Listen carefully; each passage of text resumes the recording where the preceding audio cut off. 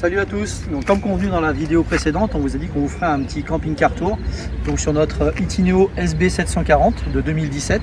Il a actuellement 70 000 km.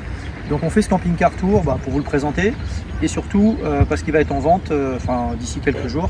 Donc il sera disponible début mars à notre retour de road trip. Donc on va commencer par le devant.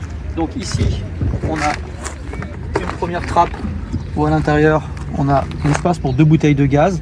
Donc 2 bouteilles 13 kg en propane. Et moi je range le tuyau d'arrosage. Ensuite on va voir ici la porte d'entrée, donc on fera l'intérieur juste après. Ici on a la grille pour le réfrigérateur, donc vous avez accès au brûleur, vidage des eaux sales et autres du réfrigérateur. Et en haut c'est l'évacuation de l'air chaud en fait que produit l'arrière du frigo. Et moi en fait j'ai rajouté à l'arrière 2 ventilateurs qui se commandent de l'intérieur, qui permet quand il fait vraiment très chaud d'évacuer un maximum l'air chaud pour que le frigo reste toujours à bonne température quand il fait vraiment chaud en été. Ici on a l'accès donc à la cassette, donc une cassette domotique. Nous on est 3 et on arrive à tenir à peu près 3-4 jours avec. Voilà, plutôt assez cool en autonomie. La fenêtre de la salle de bain. Donc on a accès ici à la soute. Donc moi j'ai rajouté une sécurité puisque derrière en fait il y a les lits pour les enfants. Donc on s'est dit au cas où, voilà, précaution supplémentaire. Donc on est en voyage, désolé, vous allez voir on a un peu de bazar, mais forcément on voyage pendant quasiment 2 ans avec, ça va faire 7 mois qu'on est parti. 7 mois, ouais. Donc voilà, forcément on vit dedans. Donc voilà, on a une grande soute qui traverse en fait tout le camping-car. On va faire, regardez vite fait, donc pour vous donner un peu l'idée. Voilà, donc il y a une prise 220 volts qui va être juste là sur la droite. L'éclairage. Et en fait on a un dessous. On a un fond en plastique qui est juste là, donc qui fait une serre de bassine qui va jusqu'au bout.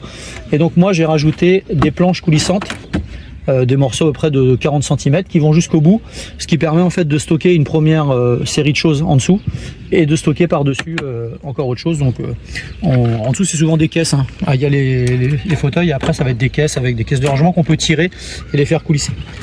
Donc là ça va être le lit de la première personne, du lit double. Et le lit est au-dessous, donc c'est pour ça que j'ai mis ce truc là pour une sécurité supplémentaire. À l'arrière on va avoir la caméra de recul et un porte-vélo 4 vélos. Donc nous on l'a transformé en 3, on l'a rien transformé réellement en fait, on a enlevé des boulons, on l'a raccourci, mais il peut être remis en 4. Donc voilà, on porte 4 vélos à l'arrière. Ensuite ici on va voir les 2 fenêtres, donc des lits superposés, donc lit 1, lit 2. Voilà. Fenêtre de la cuisine, le remplissage en eau propre, ça c'est l'évacuation de la chaudière en fait, tout simplement. Et juste là en dessous on va retrouver l'accès en fait au chauffage. Donc c'est un Truma qui fonctionne que au gaz, donc ça fait chauffe-eau et chauffage en même temps. Voilà. Ensuite la fenêtre de la partie salon, la prise en 220 volts pour la recharge, l'accès pour la trappe pour l'essence. Et j'ai oublié juste ce petit voilà, juste sur la droite. Voilà. Et là, important. on va voir, ça c'est top. Donc, il y a une petite sécurité derrière. Voilà. Et en fait ici nous on range nos cales et on a notre câble électrique, enfin tout ce qui est électrique. Donc quand on arrive sur place, dès qu'on arrive sur un site pour s'installer, tout de suite en fait on ouvre ça et on a tout ce qui sert pour l'extérieur. Et comme c'est souvent sale, ça permet de rester en dehors du camping-car. Donc voilà, grosso modo,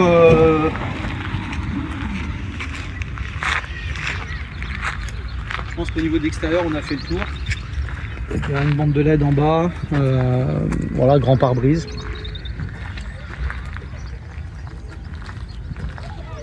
Les panneaux solaires. Alors après, oui, ça j'en parlerai juste après, en fait, quand on sera à l'intérieur. Je vous expliquerai un petit peu le... Et le Storban. Voilà, ah oui aussi, voilà. Le Storban, l'éclairage extérieur. Donc il s'allume quand on ouvre la porte et quand on referme, ça laisse un petit éclairage quelques secondes. Et le store voilà, qui s'ouvre sur 3,50 m je crois en ouverture, il fait 4 mètres en longueur. Voilà, voilà.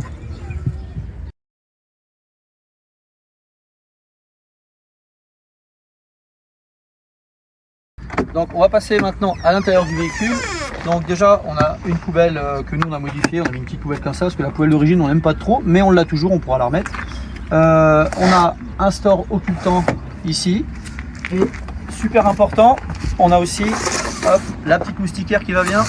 Ça je vous garantis que c'est super pratique quand on est sur les bords de mer là, ou dans les trucs où il y a des sapins et des arbres là.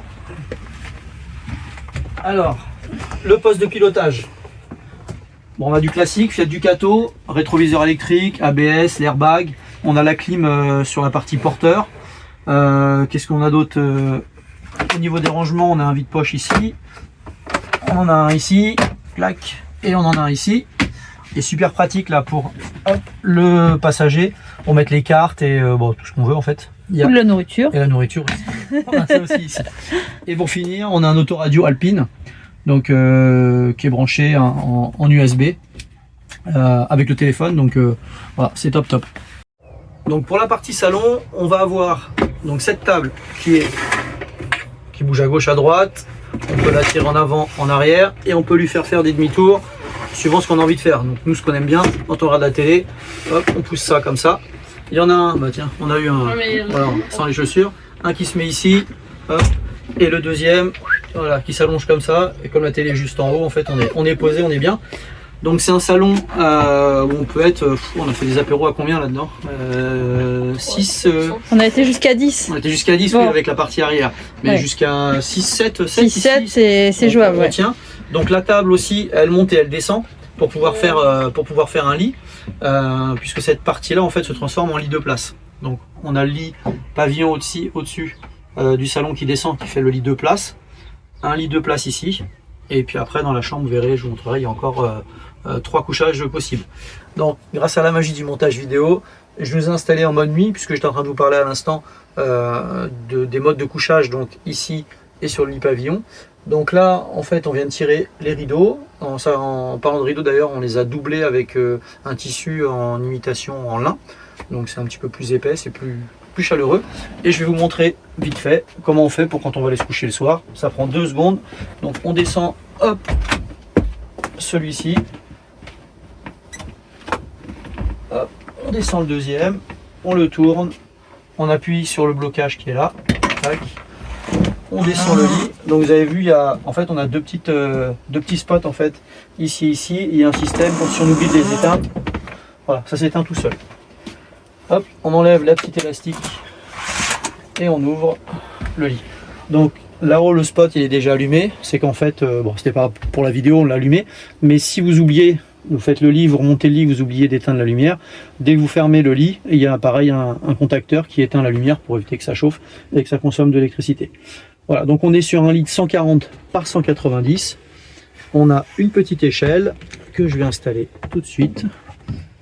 Et avec mes vieux 45 ans que j'ai eu il y a quelques jours, je vais vous montrer comment on monte là-haut en toute simplicité. Hop. Et voilà. Donc il y a la place, regardez, hop là, hop là.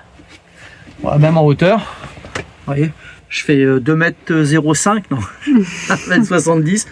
Non, mais je veux dire, on peut s'asseoir, on peut bouquiner, enfin on a vraiment de la place pour pouvoir être tranquille. Et si on veut être vraiment tranquille, ah bah, hop là, hop. Et voilà. On ferme les rideaux. Bonne et on nuit. peut faire dodo. Donc on a changé de sens pour vous présenter l'autre partie du salon. Donc là on a les 2 places pour pouvoir rouler, donc avec les 2 ceintures de sécurité. On a également une 3e place ici, assise face à la route, avec une ceinture de sécurité. Et on va avoir sur toutes les fenêtres, je vais vous faire sur une, mais sur toutes les fenêtres du véhicule, on va avoir donc soit une partie occultante qui s'arrête à différentes hauteurs, voilà. Ou alors vous pouvez aussi mettre voilà, la partie avec l'anti-moustique, donc sur toutes les fenêtres, que ce soit dans la chambre, dans le salon, salle de bain et autres, il y a forcément et sur les lanterneaux. Et sur les lanterneaux, voilà, qui est juste en haut, par exemple. Alors je sais pas si tu vas arriver à voir de là, si c'est bon. Voilà. Donc là, pareil, on a soit cette partie-là qui est ici occultant, ou alors on va avoir cette partie-là en anti-moustique, voilà. Et ce lanterneau, il s'ouvre là jusqu'en haut. Hop. Clac, clac, clac. Voilà, voilà. Donc on va passer à la partie cuisine. Tu me suis? Je te suis. Allez, donc partie cuisine, donc toujours pareil, on va retrouver les placards en hauteur, on va retrouver une prise 220 volts ici, donc cette prise là, elle est en direct quand on branche la P17, c'est-à-dire la prise électricité de l'extérieur, on a le courant qui arrive ici en 220, donc c'est la seule prise en 220 direct qui est d'origine sur le camping-car. Ensuite je vous montrerai, moi j'ai branché un convertisseur 12 volts 220 et j'ai installé des prises, un multiprise dans le salon, une prise sous l'assise dans le salon, une prise 220 dans la chambre des enfants et une prise 220 aussi dans la soute que je vous ai montré tout à l'heure. On a aussi une sortie allume-cigare qui est ici. On va avoir, hop, là, 3 feux avec un allumage automatique, donc ce qu'on appelle le Piazzo. Ensuite, on va avoir l'évier. Voilà, donc c'est un robinet de maison. On a changé toute la robinetterie. En fait, on a mis des robinetteries de maison, puisqu'on peut en trouver partout, et les systèmes de, je dirais, pour les faire fonctionner en dessous, techniquement c'est plus facile et ça coûte moins cher pour les changer, donc c'est déjà fait. Ensuite, qu'est-ce qu'on va représenter dans cette cuisine? Voilà, les placards, le petit support, les placards ici, on va avoir effectivement des tiroirs, assez de recul. Alors, hop. Donc là, hop. Voilà, il y a une sécurité pour rouler, donc c'est des grands placards, tiroirs, donc chacun range comme il veut, mais bon, nous on sait, voilà, hop. Et le troisième, celui-là est énorme. Voilà. Hop, et c'est pareil, ça se referme tout seul. Ensuite ici, on va avoir un gros placard, donc qui va vraiment très loin. Ouais, je sais pas si je peux sortir avec tout ce qu'il y a dedans, mais pour vous montrer un petit peu la longueur. On a mis une caisse justement, voilà, pour tirer pour plus facilement. Tirer, mais voyez la taille de la caisse déjà. Parce que c'est tellement profond. Ça va jusqu'au bout là-bas, et ça permet aussi d'accéder s'il y a quoi que ce soit sous les piazzos en fait du gaz. Et sous l'évier pour pouvoir faire de temps en temps un petit nettoyage au niveau de la bonde juste en dessous. Donc là, clac. Ensuite, pour un petit lanterneau juste au-dessus de la partie cuisine. Voilà. Ensuite, hop, ici, on va avoir un premier placard.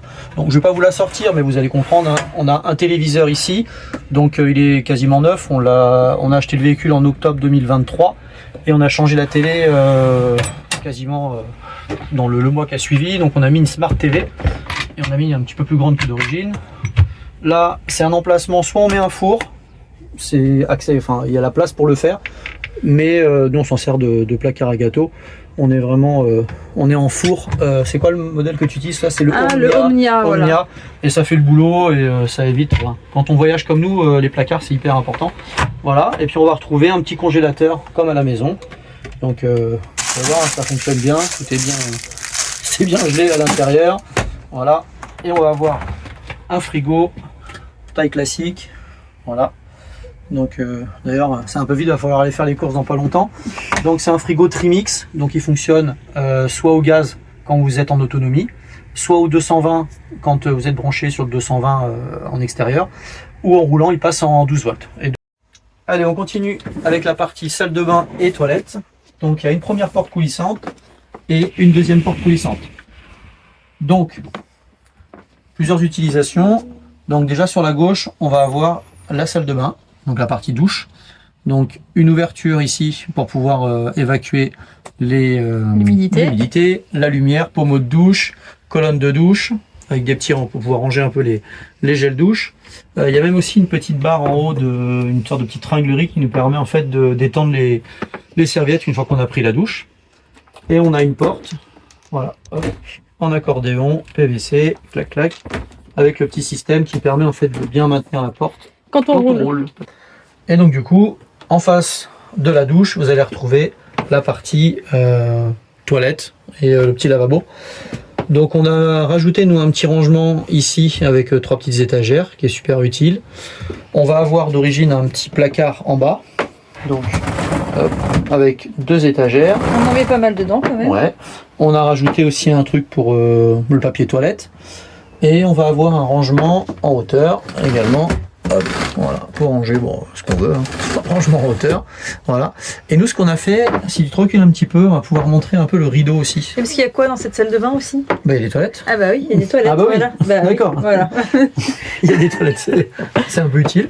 Et ensuite, en fait, moi, ce que j'ai rajouté, c'est cette tringlerie en alu avec un petit rideau qui est aimanté sur le côté pour pouvoir se fermer.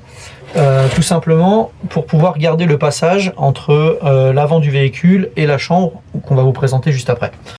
Donc maintenant on est dans la chambre des enfants, donc c'est vraiment la spécialité, en fait la spécificité du modèle SB740. Donc SB en fait c'est des lits superposés à l'arrière dans une chambre pour les enfants.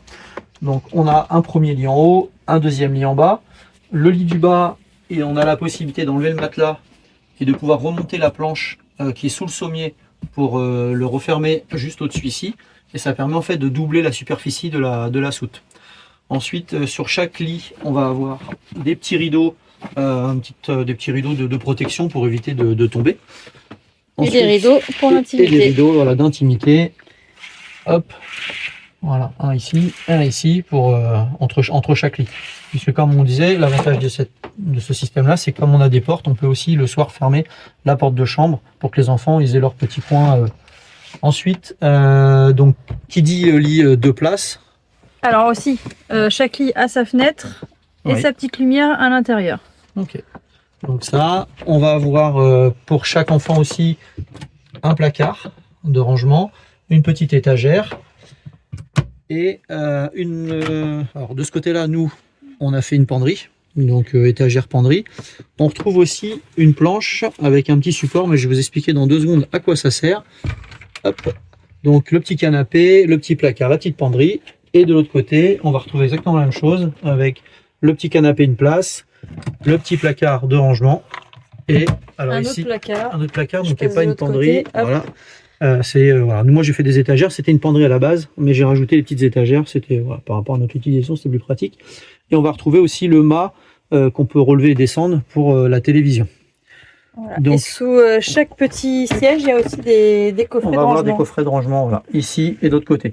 Après, donc, ce qui est intéressant aussi dans cette chambre, c'est que la planche que je vous disais tout à l'heure, qui est à l'intérieur du placard, vous allez pouvoir la mettre entre les deux petits canapés et récupérer les dossiers de canapé pour mettre au milieu, et ça refait un lit, une place. Ce qui fait qu'ici, voilà, si vous avez 3 enfants, en fait, vous pouvez dormir à 3, en fait, ça fait un lit de place et un lit de place. On a également, pour la ranger derrière, parce que nous on l'utilise pas avec Jules, il monte directement, il est assez grand. On a aussi une échelle qui se clipse ici pour pouvoir monter à l'étage. Et on a aussi, on l'a enlevé là, on a un pied qui se fixe ici et qui passe là, avec une table qui est ici, donc qui se penche sous le lit quand on roule. Et si les enfants sont en face-face pour faire un jeu, pour faire les devoirs, bah en fait la table ça fait un petit salon en fait. Ça fait un petit salon que pour les enfants. En termes d'électricité aussi, par rapport à la chambre, on a une prise allume-cigare pour avoir le 12 volts juste en bas. Mais moi, en fait, j'ai tiré du 220. Comme je disais, il y a un convertisseur 12 volts, 220 volts avec une prise voilà, qui est juste là. Donc on va retrouver une multiprise, vous voyez, en 220, puisqu'on a emmené effectivement la console, vu qu'on part pour 2 ans, on avait emmené la console pour le petit. Et la télévision, c'est celle qui était d'origine en fait dans le camping-car, qui n'est pas Smart TV, que j'ai installée ici pour qu'elle puisse jouer au jeu. Donc voilà, grosso modo pour la chambre, je pense qu'on a fait le tour des petites infos. On va s'asseoir, on va passer à la partie technique. Pour la dernière partie, la partie technique, donc pour ceux qui sont venus sur cette vidéo juste pour regarder comment était aménagé en fait le Litino SB740, cette dernière partie en fait va pas vous intéresser, puisque c'est comment moi je l'ai aménagé au niveau de la partie électrique et autres, et le prix de vente et le kilométrage, donc ça va peut-être pas vous intéresser. Ceci dit, donc en termes d'électricité, nous on a installé on va dire décembre 2023 2 batteries lithium en 120 ampères chacune. On a donc du coup changé le chargeur 220 volts, 12 volts, puisqu'on a changé les batteries, on a mis un chargeur pour les batteries lithium, donc de la marque d'origine qu'il y avait dans le camping-car. On a rajouté un panneau solaire en 170 watts, ce qui fait qu'au total on a 340 watts de panneaux solaires sur le toit. On a rajouté, on a mis un MPTT pour le convertisseur des panneaux solaires. Et puis donc pour les prises électriques, on a une multiprise qui va être juste à côté de moi ici en 220 volts, une prise sous la partie canapé en face, une prise 220 dans la chambre des enfants et une prise 220 dans la soute. Pour la partie de l'eau, on a une cuve d'eau grise, donc récupération des eaux sales de 100 litres on a une cuve d'eau propre sous l'assise en face de moi qui va être de 120 litres, plus 10 litres d'eau propre qui se trouve à l'intérieur du truma qui sert de chauffe-eau en fait. Et la pompe à eau qui est sur la cuve d'eau propre, on l'a changée avant de partir puisqu'on ne voulait pas être embêté au cas où et être tranquille. Donc voilà, au niveau des accessoires, en fait, on laisse aussi un soppler. Donc le soppler, c'est une espèce de couverture qu'on met en extérieur sur le camping-car. Donc il a été installé par un concessionnaire, et donc tout est fait par un concessionnaire. Ça nous a coûté à peu 800 près, €. voilà, 800 balles. Donc voilà, on l'a vu passer. Et dans le camping-car aussi, on a une caisse à outils qui est à l'arrière qu'on laisse. Ça va être le cric, les petits accessoires pour démonter. Il y a aussi le gonfleur en 12 volts avec la recharge de crevaison en fait qui va avec le gonfleur. Donc voilà, je pense qu'on a fait le tour. On va faire le petit point aussi sur le panneau de contrôle, qu'on explique vite fait comment il fonctionne. Tu me suis? Je suis. Hop. Donc du coup, le panneau de contrôle donc, est juste au-dessus de la porte d'entrée. Donc bon, panneau tout simple. Hein.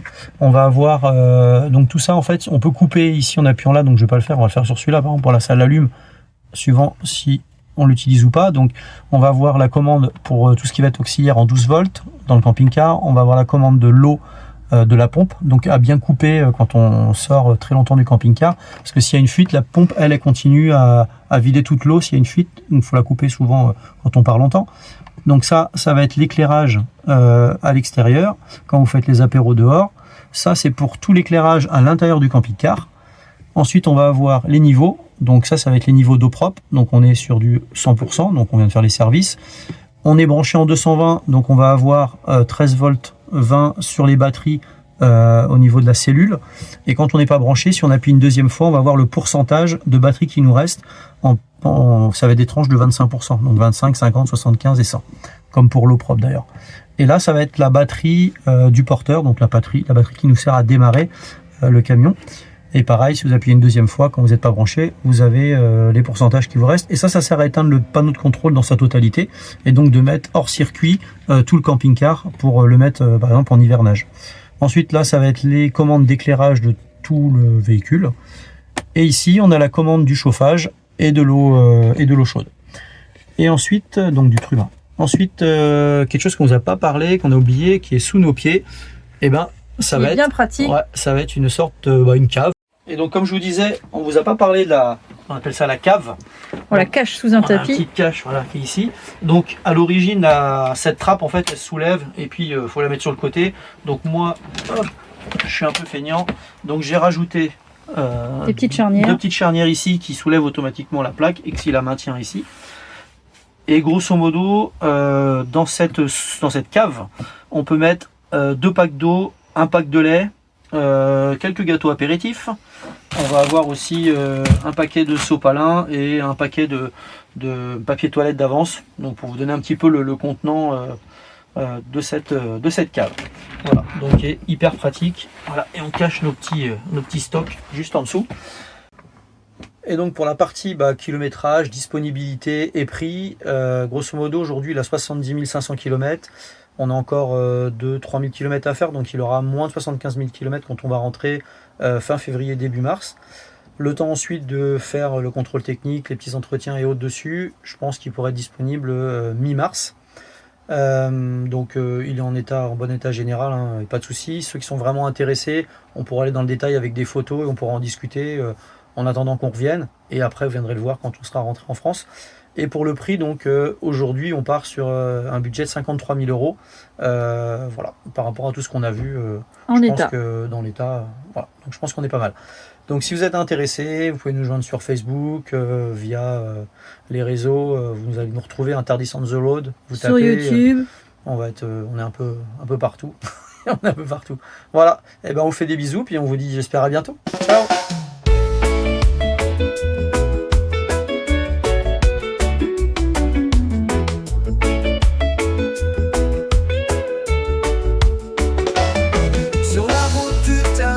L'horizon s'illumine, la liberté nous appelle, c'est le début d'une rime. Un camping-car en route, on chante sous les cieux.